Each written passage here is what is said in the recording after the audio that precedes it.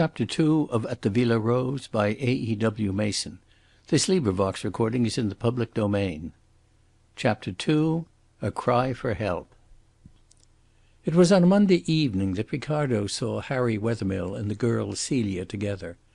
On the Tuesday he saw Wethermill in the rooms alone and had some talk with him. Wethermill was not playing that night, and at about 10 o'clock the two men left the Villa des Fleurs together. "Which way do you go?" asked Wethermill. "Up the hill to the Hotel Majestic," said Ricardo. "We go together then. I too am staying there," said the young man, and they climbed the steep streets together. Ricardo was dying to put some questions about Wethermill's young friend of the night before, but discretion kept him reluctantly silent.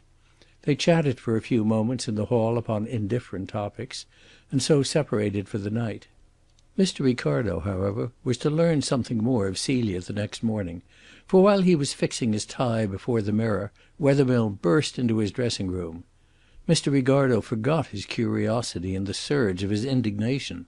Such an invasion was an unprecedented outrage upon the gentle tenor of his life. The business of the morning toilette was sacred. To interrupt it carried a subtle suggestion of anarchy. Where was his valet? Where was Charles, who should have guarded the door like the custodian of a chapel? "I cannot speak to you for at least another half hour," said Mr. Ricardo sternly. But Harry Wethermill was out of breath and shaking with agitation. "I can't wait," he cried, with a passionate appeal. "I have got to see you. You must help me, Mr. Ricardo. You must indeed." Ricardo spun round upon his heel. At first he had thought that the help wanted was the help usually wanted at Aix-les-Bains. A glance at Wethermill's face, however, and the ringing note of anguish in his voice told him that the thought was wrong. Mr. Ricardo slipped out of his affectations as out of a loose coat. "What has happened?" he asked quietly. "Something terrible." With shaking fingers Wethermill held out a newspaper. "Read it," he said. It was a special edition of a local newspaper, Le Journal de Savoie, and it bore the date of that morning. "They are crying it in the streets," said Wethermill. "Read." A short paragraph was printed in large black letters on the first page and leaped to the eyes. "Late last night," it ran, "an appalling murder was committed at the Villa Rose on the road to Lac Bourget. Madame Dauvray, an elderly, rich woman who was well known at Aix and had occupied the villa every summer for the last few years, was discovered on the floor of her salon, fully dressed and brutally strangled, while upstairs her maid, Helene Vauquier, was found in bed, chloroformed, with her hands tied securely behind her back. At the time of going to press she had not recovered consciousness, but the doctor, Émile Pétain, is in attendance upon her, and it is hoped that she will be able shortly to throw some light on this dastardly affair. The police are properly reticent as to the details of the crime, but the following statement may be accepted without hesitation. The murder was discovered at 12 o'clock at night by the sergent de ville Perrichet, to whose intelligence more than a word of praise is due, and it is obvious from the absence of all marks upon the door and windows that the murderer was admitted from within the villa. Meanwhile Madame Dauvray's motor car has disappeared, and with it a young Englishwoman who came to Aix with her as her companion. The motive of the crime leaps to the eyes. Madame Dauvray was famous in Aix for her jewels, which she wore with too little prudence.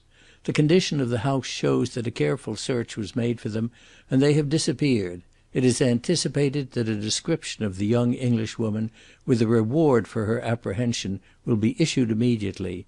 And it is not too much to hope that the citizens of Aix, and indeed of France, will be cleared of all participation in so cruel and sinister a crime. Ricardo read through the paragraph with a growing consternation, and laid the paper upon his dressing table. "It is infamous!" cried Wethermill passionately. "The young Englishwoman is, I suppose, your friend Miss Celia?" said Ricardo slowly. Wethermill started forward. "You know her then?" he cried in amazement. "No, but I saw her with you in the rooms. I heard you call her by that name." "You saw us together!" exclaimed Wethermill.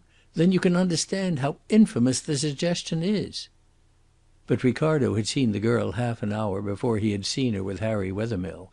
He could not but vividly remember the picture of her as she flung herself on to the bench in the garden in a moment of hysteria and petulantly kicked a satin slipper backwards and forwards against the stones. She was young, she was pretty, she had a charm of freshness, but, strive against it as he would, this picture in the recollection began more and more to wear a sinister aspect. He remembered some words spoken by a stranger. "She is pretty, that little one. It is regrettable that she has lost." Mr. Ricardo arranged his tie with even a greater deliberation than he usually employed. "And Madame Dauvray?" he asked. "She was the stout woman with whom your young friend went away?" "Yes," said Wethermill. Ricardo turned round from the mirror. "What do you want me to do?" "Hanaud is at Aix. He is the cleverest of the French detectives. You know him. He dined with you once." It was Mr. Ricardo's practice to collect celebrities round his dinner table, and at one such gathering Hanaud and Wethermill had been present together. "You wish me to approach him?" "At once." "It is a delicate position," said Ricardo. "Here is a man in charge of a case of murder, and we are quietly to go to him—" To his relief Wethermill interrupted him. "No, no," he cried. "He is not in charge of the case. He is on his holiday. I read of his arrival 2 days ago in the newspaper. It was stated that he came for rest. What I want is that he should take charge of the case." The superb confidence of Wethermill shook Mr. Ricardo for a moment, but his recollections were too clear. "You are going out of your way to launch the acutest of French detectives in search of this girl? Are you wise, Wethermill?" Wethermill sprang up from his chair in desperation. "You, too, think her guilty. You have seen her. You think her guilty, like this detestable newspaper, like the police." "Like the police?" asked Ricardo sharply. "Yes," said Harry Wethermill sullenly. "As soon as I saw that rag I ran down to the villa. The police are in possession. They would not let me into the garden, but I talked with one of them. They, too, think that she let in the murderers." Ricardo took a turn across the room. Then he came to a stop in front of Wethermill. "Listen to me," he said solemnly. "I saw this girl half an hour before I saw you. She rushed out into the garden. She flung herself onto a bench. She could not sit still. She was hysterical. You know what that means. She had been losing. That's point number one." Mr. Ricardo ticked it off upon his finger. "She ran back into the rooms. You asked her to share the winnings of your bank. She consented eagerly. And you lost. That's point number two. A little later, as she was going away, you asked her whether she would be in the rooms the next night, yesterday night, the night when the murder was committed. Her face clouded over. She hesitated. She became more than grave. There was a distinct impression as though she shrank from the contemplation of what it was proposed she should do on the next night. And then she answered you, 'No, we have other plans.' That's number three." And Mr. Ricardo ticked off his third point. "Now," he asked, "do you still ask me to launch Hanaud upon the case?" "Yes, and at once," cried Wethermill. Ricardo called for his hat and his stick. "You know where Hanaud is staying?" he asked. "Yes," replied Wethermill, and he led Ricardo to an unpretentious little hotel in the centre of the town. Ricardo sent in his name, and the two visitors were immediately shown into a small sitting room where Monsieur Hanaud was enjoying his morning chocolate.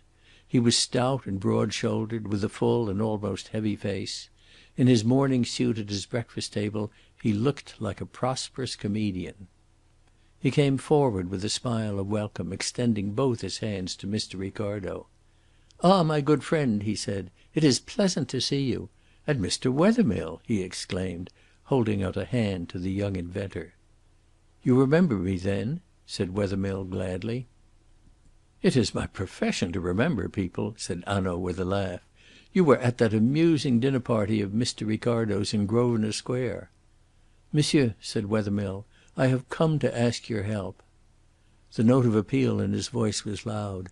Monsieur Hanaud drew up a chair by the window and motioned to Wethermill to take it. He pointed to another with a bow of invitation to Mr. Ricardo.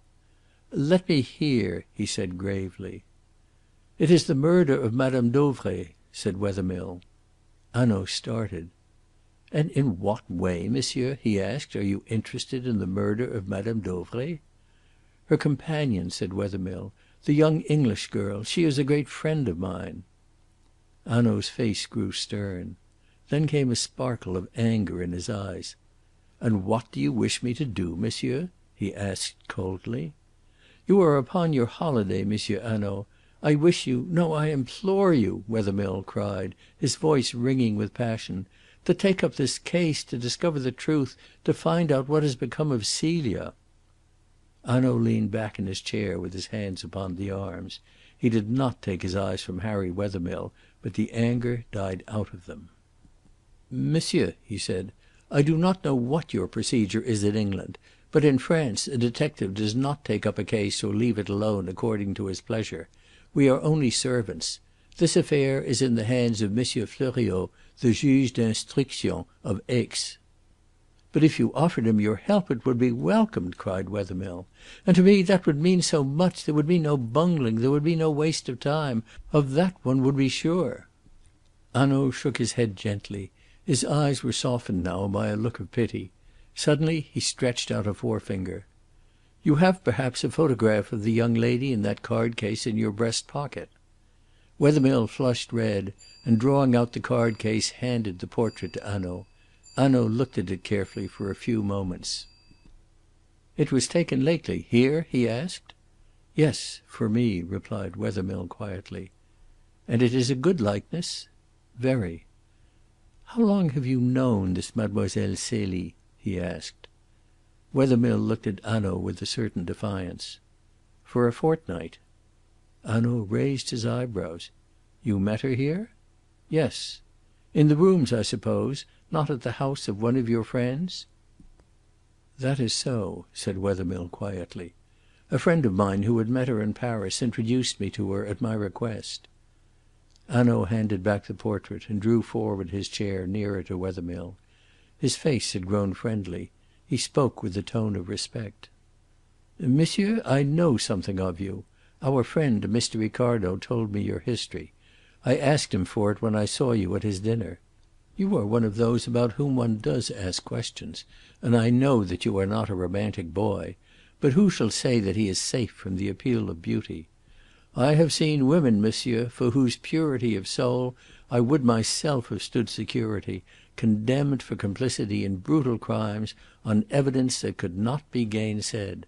And I have known them turn foul-mouthed and hideous to look upon the moment after their just sentence has been pronounced." "No doubt, monsieur," said Wethermill with perfect quietude. "But Celia Harland is not one of those women." "I do not now say that she is," said Hanaud. "But the juge d'instruction here has already sent me to ask for my assistance, and I refused. I replied that I was just a good bourgeois enjoying his holiday. Still, it is difficult quite to forget one's profession. It was the commissaire of police who came to me, and naturally I talked with him for a little while. The case is dark, monsieur, I warn you." Wethermill nodded his head sullenly. Ricardo drew his chair up towards the others. But Hanaud was not at that moment interested in Ricardo. "Well, then, let us see who there are in Madame Dauvray's household. The list is not a long one. It was Madame Dauvray's habit to take her luncheon and her dinner at the restaurants, and her maid was all that she required to get ready her petit déjeuner in the morning and her sirop at night. Let us take the members of the household one by one. There is first the chauffeur, Henri Servettaz. He was not at the villa last night. He came back to it early this morning." "Ah!" said Ricardo in a significant exclamation. Wethermill did not stir. He sat still as a stone, with a face as deadly white, and eyes burning on Hanaud's face. "But wait," said Hanaud, holding up a warning hand to Ricardo. "Servettaz was in Chambéry, where his parents live. He travelled to Chambéry by the 2 o'clock train yesterday.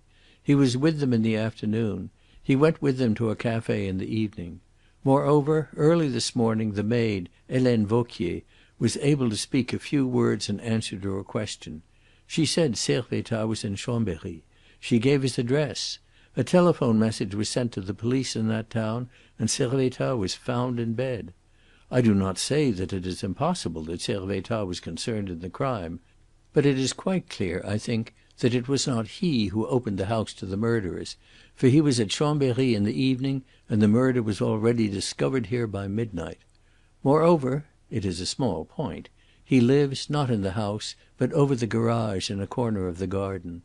Then besides the chauffeur there was a charwoman, a woman of Aix, who came each morning at 7 and left in the evening at 7 or 8. Sometimes she would stay later if the maid was alone in the house, for the maid is nervous. But she left last night before 9, there is evidence of that, and the murder did not take place until afterwards.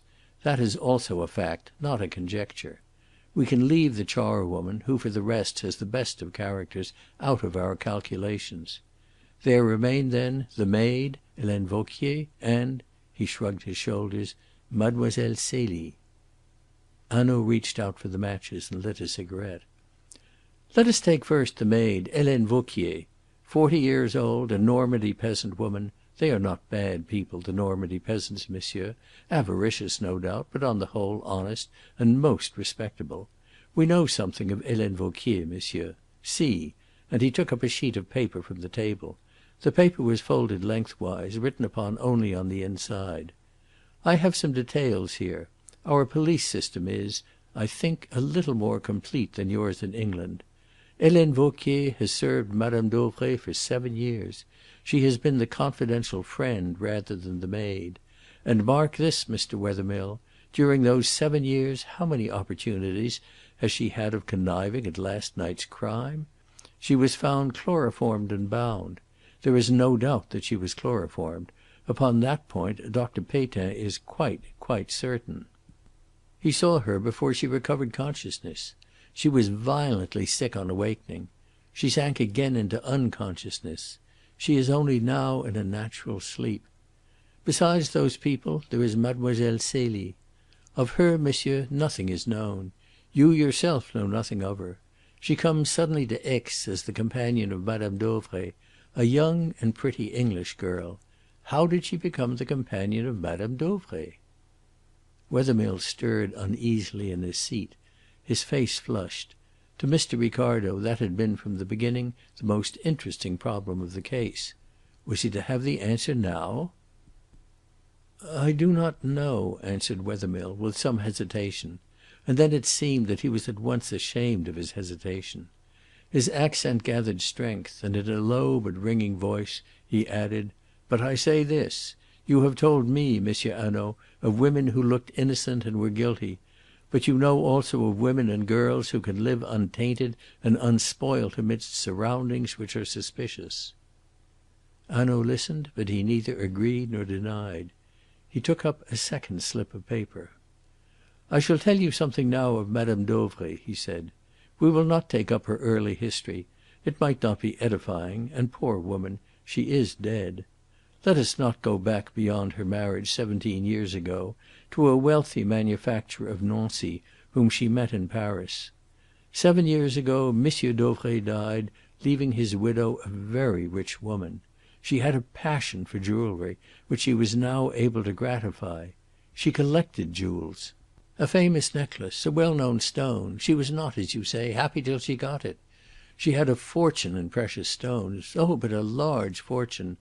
By the ostentation of her jewels she paraded her wealth here, at Monte Carlo, in Paris. Besides that, she was kind-hearted and most impressionable. Finally, she was, like so many of her class, superstitious to the degree of folly."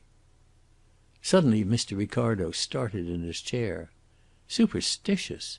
The word was a sudden light upon his darkness. Now he knew what had perplexed him during the last 2 days. Clearly, too clearly, he remembered where he had seen Celia Harland, and when. A picture rose before his eyes, and it seemed to strengthen like a film in a developing dish, as Hanaud continued. "Very well, take Madame Dauvray as we find her, rich, ostentatious, easily taken by a new face, generous and foolishly superstitious. And you have in her a living provocation to every rogue. By 100 instances she proclaimed herself a dupe. She threw down a challenge to every criminal to come and rob her. For 7 years Helene Vauquier stands at her elbow and protects her from serious trouble. Suddenly there is added to her your young friend, and she is robbed and murdered. And follow this, Mr. Wethermill, our thieves are, I think, more brutal to their victims than is the case with you." Wethermill shut his eyes in a spasm of pain, and the pallor of his face increased. "Suppose that Celia were one of the victims!" he cried in a stifled voice. Hanaud glanced at him with a look of commiseration. "That perhaps we shall see," he said. "But what I meant was this. A stranger like Mademoiselle Celie might be the accomplice in such a crime as the crime of the Villa Rose, meaning only robbery. A stranger might only have discovered too late that murder would be added to the theft." Meanwhile, in strong clear colours, Ricardo's picture stood out before his eyes. He was startled by hearing Wethermill say in a firm voice: "My friend Ricardo has something to add to what you have said." "I!" exclaimed Ricardo. How in the world could Wethermill know of that clear picture in his mind? "Yes, you saw Celia Harland on the evening before the murder." Ricardo stared at his friend. It seemed to him that Harry Wethermill had gone out of his mind. Here he was corroborating the suspicions of the police by facts, damning and incontrovertible facts. "On the night before the murder," continued Wethermill quietly, "Celia Harland lost money at the baccarat table. Ricardo saw her in the garden behind the rooms, and she was hysterical. Later on that same night he saw her again with me, and he heard what she said. I asked her to come to the rooms on the next evening yesterday, the night of the crime and her face changed, and she said, 'No, we have other plans for to morrow. But the night after I shall want you.'" Hanaud sprang from his chair. "And you tell me these two things?" he cried. "Yes," said Wethermill. "You were kind enough to say to me I was not a romantic boy. I am not. I can face facts." Hanaud stared at his companion for a few moments. Then, with a remarkable air of consideration, he bowed. "You have won, monsieur," he said. "I will take up this case. But," and his face grew stern, and he brought his fist down upon the table with a bang, "I shall follow it to the end now, be the consequences bitter as death to you." "That is what I wish, monsieur," said Wethermill. Hanaud locked up the slips of paper in his letter case. Then he went out of the room and returned in a few minutes. "We will begin at the beginning," he said briskly. "I have telephoned to the depot. Perrichet, the sergent de ville who discovered the crime, will be here at once. We will walk down to the villa with him, and on the way he shall tell us exactly what he discovered and how he discovered it. At the villa we shall find Monsieur Fleuriot, the juge d'instruction, who has already begun his examination, and the commissaire of police. In company with them we will inspect the villa. Except for the removal of Madame Dauvray's body from the salon to her bedroom and the opening of the windows, the house remains exactly as it was." "We may come with you?" cried Harry Wethermill eagerly. "Yes, on one condition, that you ask no questions and answer none unless I put them to you. Listen, watch, examine, but no interruptions."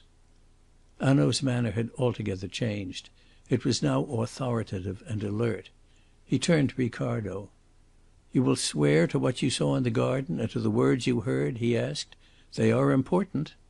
"Yes," said Ricardo. But he kept silence about that clear picture in his mind, which seemed to him no less important, no less suggestive. The Assembly Hall at Leamington, a crowded audience chiefly of ladies, a platform at one end on which a black cabinet stood. A man, erect and with something of the soldier in his bearing, led forward a girl, pretty and fair-haired, who wore a black velvet dress with a long sweeping train. She moved like one in a dream. Some half-dozen people from the audience climbed onto the platform, tied the girl's hands with tape behind her back, and sealed the tape. She was led to the cabinet and, in full view of the audience, fastened to a bench. Then the door of the cabinet was closed, the people upon the platform descended into the body of the hall, and the lights were turned very low.